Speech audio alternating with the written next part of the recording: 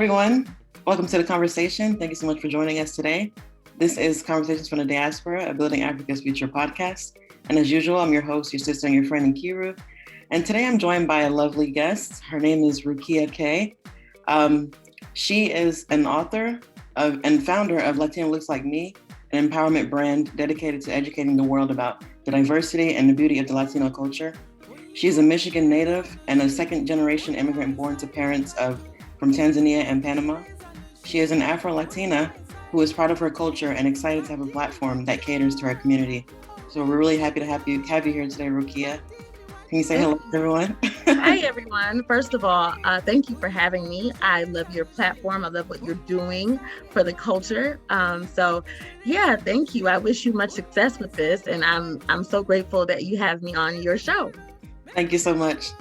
So, Ru, if you can just show the viewers your book while we kind of jump into the questions. Sure. Yes. So here is my book.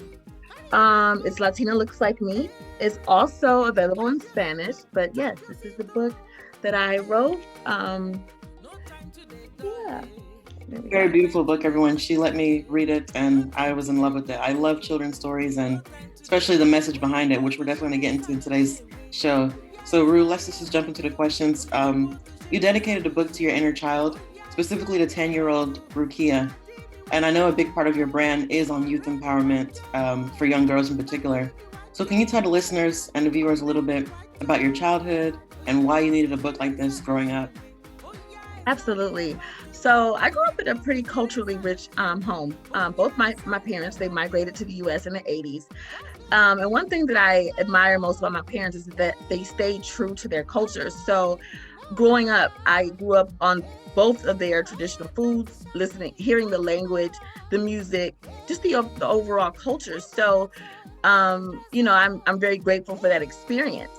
And so a book like Latina Looks Like Me would have been helpful for my younger years because it would have helped me to feel seen and affirmed, because culturally, I knew that I was different than most of my peers. Yeah, I mean, as a child growing up in a Nigerian American home, obviously I can definitely relate to that. It wasn't easy at many points growing up, having a different name, having this kind of different culture and trying to kind of adapt. So it's different. Yeah, it is. Yeah. So, I mean, one of the central things in my podcast, as you know, is on the African experience, particularly for those of us who are, growing up here, the millennials in particular, particularly from the point of view of like cultural identity and awareness and how that has evolved at different points in our lives. So as you just expressed, you grew up in a multicultural home with an African father from Tanzania and a Latina mother from Panama. So at what point or points did you have a self-realization of who you were as it relates to your cultural heritage, and what were some of the challenges that kind of came from that? I would say I knew pretty early on in my formative years. I'd have to say my earliest memories would be of school, being in preschool, and you're 4 years old, and I'm having to say a name like Rukia Kanoga. Everyone is like, what? Where are you from? Who? What is that? Having a name that's so unusual. So I always, I would always find myself having to explain, oh, well, my name is African. My father is from Africa. So I've known this, like I said, early on, maybe 3-4 years old. And so the challenge that comes along with that sometimes is just always feeling the need to have to explain myself. I think that it's just, I understand people being curious, but It's just always, and like even like later in life when I was in college, and the professor is saying doing the roll call, I'm like dreading it because it's well, that's unusual, and where are you from? And everyone's looking at me. It draws a lot of attention sometimes. And so, yeah, I've known early on in my formative years. So, with having a really unique name, I think that was when, I kind of realized like, I'm culturally different than most. Yeah, I can definitely relate to that. Like being in class, waiting for the teacher to call your name, like it's always kind of a stressful. It's dreadful. Yeah, I know. Did you ever? Don't even try. Like sometimes they like to take a, I don't know. It's funny. They're trying to I don't know how to explain it, but they want to try their best or try their best shot at trying to pronounce your name, and a lot of times it's always chopped up. It's just like, don't even try. I'll explain later. Did you ever like kind of give them like a shortcut like nickname, or how did you feel about that growing up? Everyone always called me Rukia, but most recently, I think my college professor, he shortened my name to Ru, and so that's something that a lot of people I find that it's sticking with a lot of people. So, yeah, Ru. But yeah, most people, I say Rukia. They can say Rukia, but yeah. The last name is always what gets them. It's the last name. Yeah. Yeah. So I guess kind of in line with that same question as it relates to, your name and everything else, how would you typically respond when people ask where you're from? And does this answer change kind of depending on where you are or who's asking the question? Absolutely. I typically just start off by saying my father's from Africa, because obviously that's what is drawing people to ask the question, with that name. It's like, where are you from? And so I typically can gauge if someone is truly like interested in who I am. And so a lot of times the conversation ends right there. Oh, my dad's from Africa. It's like, oh, okay, but then there's some people like, really? And, they want to know more. So, depending on who's inquiring, I will give them a more elaborate explanation of my background. So, but yeah, there it goes again, just always having to explain. Yeah. You know what I mean? It's just like, sometimes I just want to be the regular person in the room. You know what I mean? It's just like my name draws so much attention. And so, but it comes with the territory, I guess. Yeah, exactly. So I guess kind of in line with the, like with your last name, I know one thing that you told me when we were kind of discussing earlier on is that you typically just kind of go by Rukia K, just to kind of not maybe. Could you explain why you go by Rukia K, like with your branding and everything? I just felt like, it's easier. It's just easier, honestly. And then also I kind of wanted to kind of conceal some of my identity, so Rukia K just became like my pen name. But I'm very proud of my last name. I think it's honestly what makes me unique, like growing up, I was like, oh my gosh, my last name is so long. I can't wait to get married, or, whatever. But now I'm like, no, I'm going to hyphen my last name. Like, I'm going to keep talking about it because make it longer. It's so unique. Exactly. So, yeah, I just went with a pen name that for me, would just be easier to, identify me just as an author. So that's all. Mm-hmm. Nice. Yeah, Rukia. So, again, like I said, my podcast and my platform is all about like the African diaspora and the African experience and the different kind of forms that it shows up in. And, one thing that was really captivating to me about your book was this, obviously speaking about the Afro-Latin experience. And just for me personally, my first, I guess, true realization or exposure to, what an Afro-Latino culture is when I first met, one of my classmates from high school. He's an Afro-Cuban. I think he was born here, but, grew up in Florida. But, he spoke Spanish fluently, and it was kind of spectacular to me because that was my first time, like, seeing someone who looked like me speaking Spanish. Like, it was kind of, like, surprising to me. And obviously, it wasn't like a Spanish where it was like, okay, he learned it in school. You could tell because, like, the way he would speak it, like, it was, like, a really colorful kind of, deep, like, yeah. And then also, sorry? No, I'm sorry. Oh, yeah. And then also for me, like, watching Dr. Henry Louis Gates' documentary titled Black in Latin America, that was kind of like, it opened like a new world for me because, kind of growing up in my home, like my dad was like deeply, like he told us a lot about African heritage and kind of the African experience, which is part of the reason why I'm like so interested in it even now. Mm-hmm. And so I was kind of aware of, Blackness in different parts of the world, but seeing Dr. Henry Louis Gates' documentary kind of exposed or shed a new light to that experience of the African diaspora that I wasn't really aware of. And particularly, as you know, the side that is mostly hidden in media. So just, I guess my question is, were there a lot of Afro-Latinos in your community growing up? And kind of, could you speak more about your understanding of that experience?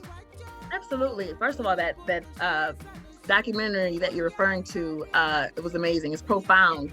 I feel like so many people need to see that. I think it will open many people's eyes of understanding why there are Black people that speak Spanish, that there are Black people in these Latin countries. I think it was profound. So anyway, but yeah, I did grow up with, there are a lot of Afro-Panamanians in Metro Detroit where I grew up. There's like a tight-knit community, and we would always kind of get together for, events, festivals, celebrations. And there's also a large Caribbean community in Metro Detroit too. So we kind of would kind of fused together, if you will. So I did grow up seeing that, and which was cool. They weren't a part of my everyday, but again, when it was time for celebrations or maybe the New Year, or we would get together and celebrate together, which I think was awesome, because it formed that sense of community, and we all had that same kind of commonality. So that is how I grew up, which was amazing. And so it's still like that today. A lot of the Afro-Panamanians here in Detroit, they are, everyone's still tight knit, and it's been amazing. It's been amazing. So, yep, I did grow up seeing that, which was cool. Nice. I actually love that you say that, because first of all, the sense of community, I think, is something for all of us, particularly for the African diaspora. Growing up here, our parents were extremely intentional about, making sure that we were involved in our Nigerian American community, or specifically the Igbo community. So we would kind of, like you said, go to different events growing up, like where they would speak Igbo and have like Igbo traditional kind of events.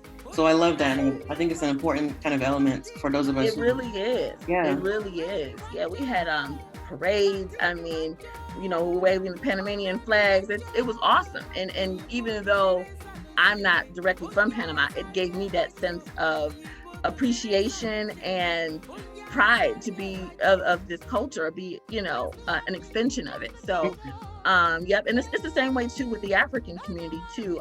There's a tight-knit group of Tanzanians here in Detroit, and same thing. And so I think that's really, really cool when you kind of find people who, like, again, have the same kind of commonality. They come where you're from, because I think you're more likely to be proud of and celebrate and keep your traditions and keep your culture alive that way. You know what I mean? Exactly. So it's important. It's important. Absolutely.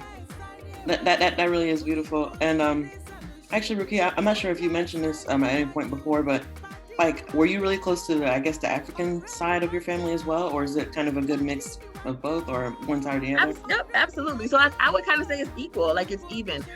So yeah, on my African side, we do the same kind of celebrations. There's a tight community as well, and yeah, I think that what's really cool, again, is that my parents were both culturally rich, and they both kind of stayed true to their culture. So I got to experience both. And actually, I got to go to Tanzania when I was younger. I still remember that. I was about 7, but my dad took us to Tanzania for 2 months. And I remember it being a culture shock. Oh my goodness. But it's an experience I wouldn't trade, and I would love to go back now that I'm an adult, right? To go and see and really get to embrace and immerse myself. But yeah, so it's just, yeah. So I would say equally, I was equally as connected to my father's side as my mother's. It's something that I find so funny too. It's like my sister and I, we know a lot of Swahili words. And my dad, the other day, we were together for a birthday celebration, and he was so surprised at how much Swahili we knew. But it's like, I grew up listening to this, you know what I mean? So it's like, yeah. So equally connected. I mean, equally proud. Yes. I am as much as I'm Latina. I'm from Tanzania. I'm African. I'm proud. So, So what were some of the culture shocks that you're referring to? Oh my goodness, in Tanzania. So like when we went, it was like the 90s. And I don't know if you remember, there were these shoes, I think they're called LA Gears or something, and they had lights on the shoes. Oh yeah. And so we were in Tanzania, and the kids there never seen that. So I remember it was like dark one night, and my sister and I, we were like running. We were outside playing with the kids, and they're chasing us because they see these light up shoes. Yeah. I remember going to, there's a small town in Tanzania called Iringa. We went to Iringa. So there was these it was a rice, I guess a rice meal, and we were in there shaking these baskets I guess to sift the rice. But yeah, my dad got us really in fog, and so that was cool. I remember having a birthday there. My birthday here is my birthday's in January, so it's always cold. So I had a summer birthday. I'm gonna remember that. Like, it was hot on my birthday. I had shorts on my birthday in Tanzania, so I had a birthday there. They had a nice ceremony for me for my birthday. I mean, it was awesome. And like I said, it's something that I will never forget. You know what I mean? So yeah, we stayed there for 2 months, and it was a great experience. And I'm grateful that my dad was able to take us and experience that side of my heritage, I love that. That's extremely important to do. And I'm happy that you and your sister were able to kind of experience that at a young age, to kind of have that connection. That's beautiful. Absolutely. Yeah, I would love to take my son so he can see. I want to go to both. So that's the goal.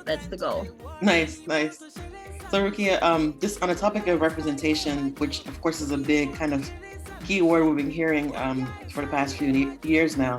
One of the many things that I liked about your book in particular was the fact that it highlighted the many faces and the cultural diversity within the Latin community. The 3 elements that stood out to me the most were hair, skin tone, and language.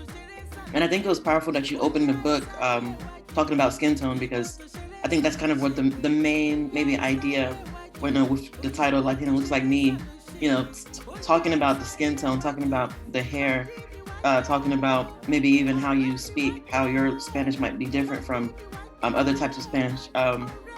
So if I could just kind of quote one of your lines, I'm not sure what page it was, but it says, "Just look and you will see Latina is diverse just like me." And there are a lot of things to unpack as it relates to some of these topics, as it relates to our traditionally kinky curly hair, which some may refer to in Spanish as pelo malo. And then I also mentioned how language stood out to me. Me personally, my background is in international studies and global affairs. So I'm very into like languages and cultures and kind of studying how different people interact. So again, as the language piece, I think with Caribbean Spanish dialects, particularly from like Dominican Republic, Puerto Rico, Cuba, and Panama, and how these may be viewed differently and sometimes less favorably, depending on who's looking at it, compared to like a more, in quote, traditionally spoken Spanish in other countries. So how did you navigate all of these different pieces, growing up, as it relates to your relationships with other Latin Americans, and adding to that having an African last name? So I know that was kind of a mouthful, but if you can kind of just speak to like those different experiences. Yeah, absolutely. Thank you for that. That question is actually really good. So, growing up, my family, we were always very proud of our culture. So it was, it was something I was always proud of. However, I did recognize, like when I would go to school, and it's the fair skinned, traditional looking Latina, and I'm trying to tell her I'm Latina too, or I'm having a quinceañera too, and she's kind of looking like, yeah, right. I always felt like I always had to prove my Latina side to others. It was almost as if like I was lying. I don't know. Like, it's almost like they didn't accept it, or they didn't believe it to be true. So yeah, it goes back to that whole defending and having to prove. And after a while, you just kind of, as I've gotten older, I've learned that I don't have to do that anymore. But growing up, I always felt that I had to prove that.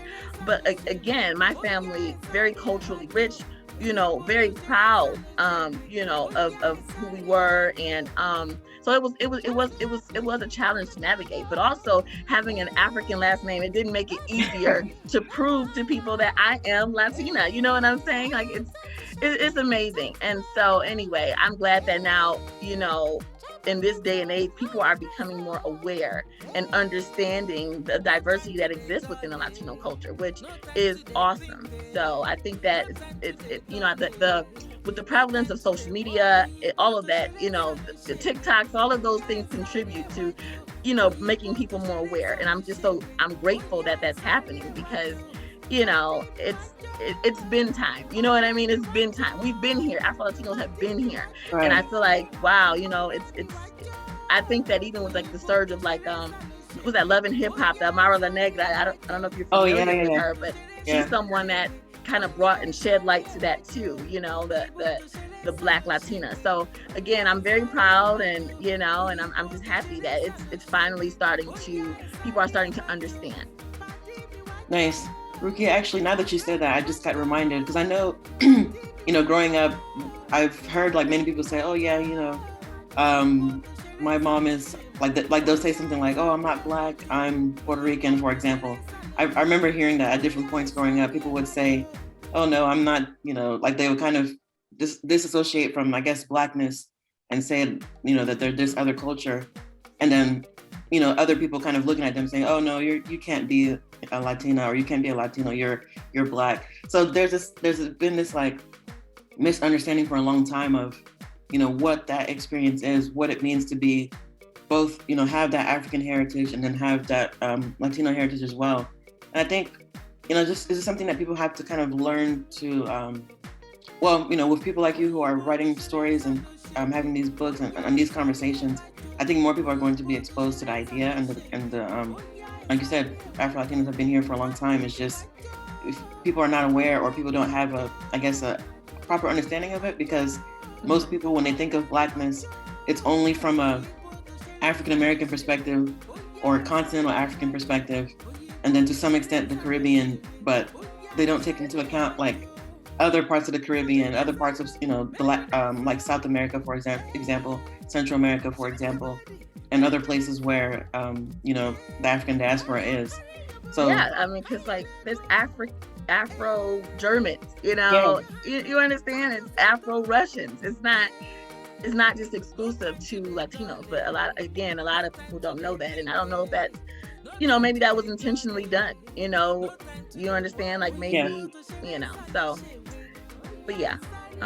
Yeah, and I think just as you were kind of saying earlier, to continue this conversation surrounding representation, I think for me, you know, I've been seeing it more so in recent years.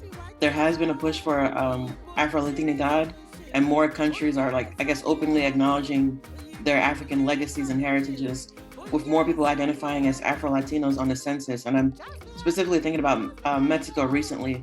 I think they recently had a push for like adding Afro-Latino or something like that in like their census, or like actually counting like the African, I guess, presence in Mexico. So I guess my question to you would be, what would you say kind of sparked the push for this? And can you explain, you know, to the listeners and to the viewers who may not be as informed, what exactly Afro-Latinidad is from your perspective? Oh, absolutely. So, you know, I definitely believe that the push to have representation comes from the current climate that we're in, the social injustices that have been brought to light. We have movements like Black Lives Matter. I believe that people are wanting now more than ever to raise their voices and to speak up. You know, people no longer people want to be properly identified. I think that's what it is. It's, you know, they no longer want to be generically labeled, you know, I'm just Black. No, you know what I mean? I like, call me exactly what I am. I am a Black Latino. You know what I'm saying? So, and I'm glad. I mean, you know, your podcast is from a millennial perspective, and I'm sure that you can attest. Millennials are outspoken. Millennials are the ones that, you know, we're fighting back. We're the ones who are bringing these matters to the forefront. So I think that's kind of where that push is coming from. I think we're in a great time, and you know, millennials just don't, you know, they, like I said, they're very forthcoming. They're very in your face. You're going to get this whether you want it or not, you know, and so I can appreciate that. And as far as the word Afro-Latinidad, I don't typically use it because I don't completely understand it, like, because everyone has like their own terms of what it means to them. But for me, if I had to just briefly describe it, I would just say that it's the fusion of both the Black culture and the Latino culture together. It's not one or the other. It's equally being Black and Latino at the same time. So it's that whole experience, the Black experience and the Latino experience together. I feel like that is what Afro-Latinidad is. So Rukia, I'm so happy that you mentioned that. Like, speaking of that fusion, that's literally what you are. You are literally an African and with a Latina background as well. like you are the literal example of that, with your dad and your mom. So, and I know oftentimes when people kind of grow up in like multicultural families, sometimes there's always like, and I think I asked you this earlier, or I hinted at it a little bit earlier, there's always like, there's one way or the other, there's going to be one, like a little bit of inclination to one side or the other. But from our conversations, it looks like your parents did a very beautiful job of, ensuring that you had the Tanzanian experience as well as the Panamanian experience, and then obviously at the same time being raised in America. So that's a very beautiful kind of blending of cultures. And absolutely. Yeah. It did. You made me think of a time of my quinceañera. So we had the Spanish music, and then we had some African music playing. It was super dope. Like, you know what I mean? Like, it was like together. That's who I am. I'm African and I'm Latina. So we gotta like make it. You know what I mean? We have to make it equal here. Exactly. And I know, we've talked about this too. So as an adult, how much of your cultures would you say that you still actively practice or engage in? As it relates to maybe the cultural traditions from your upbringing, of course, language and food, and how do you teach this to your son? How much do you teach him? How much do you expose him to of both sides of his heritage, and how does he identify with these heritages? Okay. Yes, I can appreciate that question. My cultures, both of them, are very much a part of my day-to-day life, even today. So now that I'm an adult, I find myself trying to emulate like some of the dishes and the foods that I grew up on, because my son loves them, first of all. Also, I'm working on my Spanish.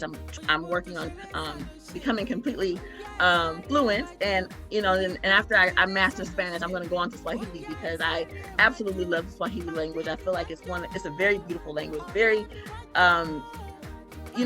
what I like about Swahili the most is that the words look exactly how there's no hidden sound, you know what I mean? It's very simple, you know what I mean? Like, it's amazing. So I do want to work on my Swahili as well.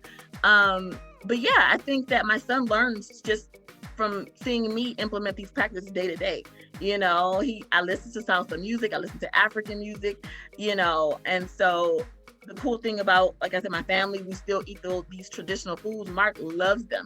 There's a Panamanian delicacy that he loves, hojadas. Mark loves hojadas, so he's eating hojadas. And my mom, my dad, we're eating pilau, which is a rice and chicken dish. Like, my son is like equally immersed, which I think is so cool, because he's gonna grow up with this diverse, he'll see the world from a different place, being that I know what that's like firsthand. So I'm just so glad that, my family is, like I said, we're culturally rich, we're very proud, and my son gets to see this growing up. And even though he's born here and he's American, he also sees, where his mother is from and from his lineage. So beautiful. I think that's super dope. Yep. That's really beautiful. So Rukia, one way I like to kind of wrap up by going back to the beginning, like, why this book at this time? Like, why now?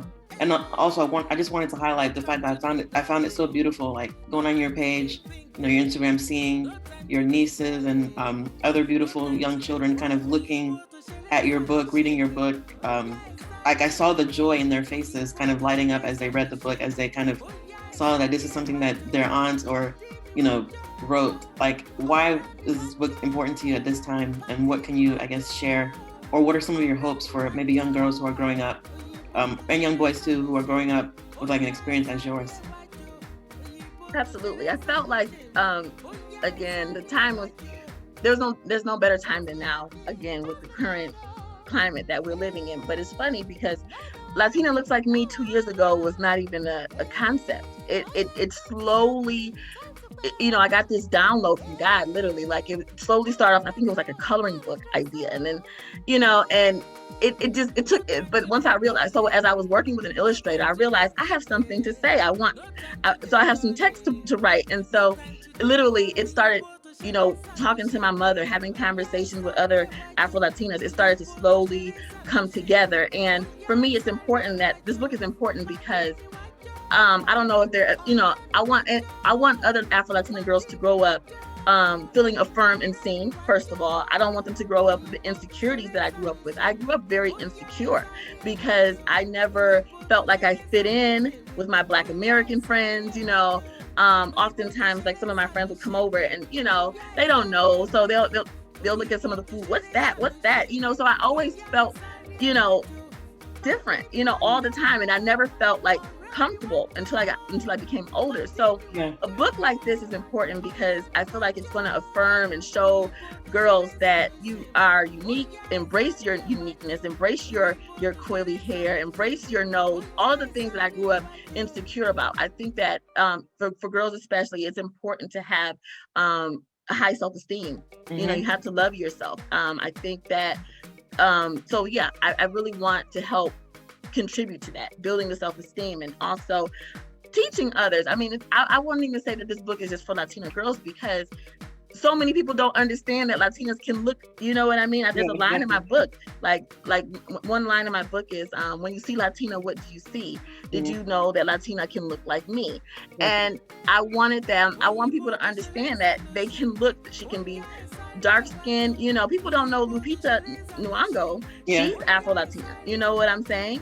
And she has beautiful dark skin, and and she has textured hair. And I just want people to see the representation and the diversity of what Latinas can look like. And so that's really what I want them to understand. Understand the diversity, and I want girls to feel affirmed, seen, and to embrace what makes them unique. It's beautiful. So Rukia, I'd just like to give you a moment just to kind of share, maybe if anyone wants to get in contact with you or purchase your book, or just anything you would like to kind of say to our listeners and viewers. Absolutely. Thank you. Yeah. So the book is available on Amazon. It's in Spanish, is Latina Como Yo. So I have it completely translated in Spanish. My aunt was so great. She gracefully helped me translate it. It's amazing. So the book is in English and in Spanish. It's available on Amazon. People can also go to my website, Latina.